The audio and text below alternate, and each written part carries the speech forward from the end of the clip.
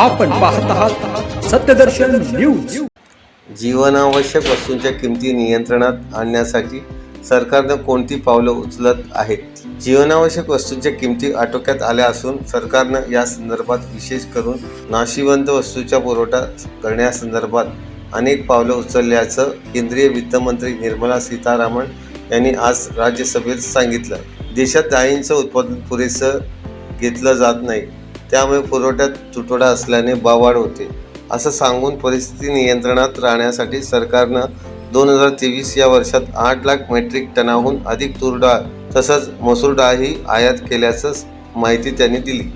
भारत डाळ या ब्रँड अंतर्गत चना डाळ ही 60 रुपये किलो दरानं उपलब्ध करून देण्यात येत असल्याचं त्यांनी सांगितलं।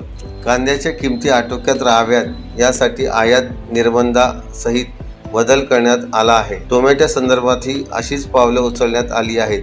राज्यसभेत आज अनुसूचित जमाती घटना दुरुस्ती विधेयक 2024 आणि अनुसूचित जाती आणि जमाती घटना दुरुस्ती विधेयक 2024 संमत करण्यात आलं।